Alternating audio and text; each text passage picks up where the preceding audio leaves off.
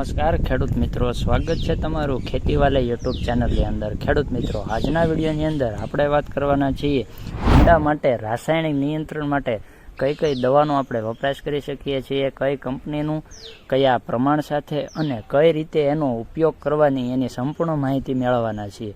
વિડીયોમાં નવા આવેલા મિત્રોને ખાસ કે સબસ્ક્રાઈબ કરવાનું ભૂલશો નહીં અને જો વિડીયો પસંદ આવે તો તમારા મિત્રોને જરૂરથી શેર કરી દેજો।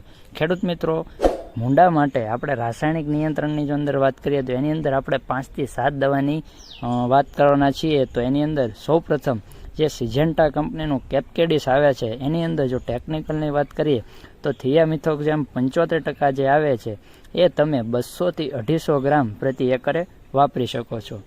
બીજી દવાની જો વાત કરીએ તો ક્રિસ્ટલ કંપનીનું નિયો સુપર આવે છે, તેની અંદર પણ થિયામિથોક્ઝેમ 75% જે આવે છે એ પણ તમે એકરે 200 થી 250 ગ્રામ લેખે વાપરવાનું આવે છે। બીજી દવાની વાત કરીએ તો બાયરનું લેસેન્ટા જે આવે છે એની અંદર ટેકનિકલમાં ફિપ્રોનિલ 40% અને ઇમિડાક્લોપ્રિડ 40% જે આવે છે એના જો માપની વાત કરીએ તો 150 થી 200 ગ્રામ જેટલું એનું એક એકરે માપ રાખવાનું હોય છે।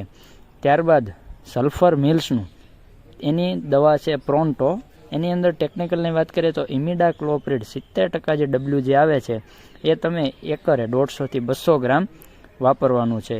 ધાનુકા કંપનીનું મોર્ટાર છે જેની અંદર કેપ્ટેપ હાઇડ્રોક્લોરાઇડ જેનું 75% એસજી છે એ ટેકનિકલ આવે છે, એનો જો માપ પ્રમાણની વાત કરીએ એક એકરમાં તો 250 ગ્રામ લેવાનું હોય છે। ત્યારબાદ ધાનુકા કંપનીનું કેલ્ડાન જે આવે છે એની અંદર પણ કાર્ટેપ હાઇડ્રોક્લોરાઇડ 50% એસપી આવે છે, તો એ તમે એક એકરે 500 થી 600 ગ્રામ લેખે વાપરવાનું રહે છે। ત્યારબાદ સુમિટોમોનું ડાનટોસ્ટુ જે આવે છે એની અંદર ક્લોથાયોનિડીન આવે છે 50% ડબલ્યુડીજી, તો એ તમે 150 થી 200 ગ્રામ વાપરવાનું હોય છે। જો મુંડાનું અસર માપસરની હોય તો 150 અને જો મુંડાનું પ્રમાણ બહુ જ વધુ હોય તો એકરે 200 ગ્રામ વાપરવાનું રહે છે।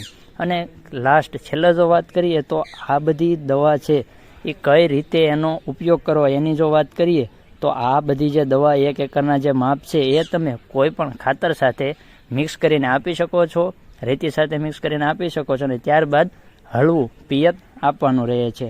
અને જો પિયતની જો વ્યવસ્થા હોય તો બીજી રીતની જો વાત કરીએ તો તમે આ દવાનું જે ઘોળું બનાવીને જે આપણે ઘઉંમાં કે એની અંદર જે પેન્ડીમિથિલિન જે આવે છે કે જે ખડ માટેની જે દવા જે ધોરિયા ઉપર આપણે ટીપા પડતું જાય અને જે પિયત સાથે જાય છે, જે રીતે ખડની દવા જે પાવી છે પેન્ડીમિથિલિન છે એ રીતે ઘોળવું બનાવીને પાણી સાથે પણ આપી શકીએ છીએ। તો ખેડૂત મિત્રો, કેવી લાગી તમને આ માહિતી? જો તમને આ વિડીયો પસંદ આવે તો લાઇક, શેર અને સબસ્ક્રાઈબ કરવાનું ભૂલશો નહીં। ફરી મળીશું એક નવા વિડીયોની સાથે, નવી માહિતીની સાથે। જય જવાન, જય કિસાન।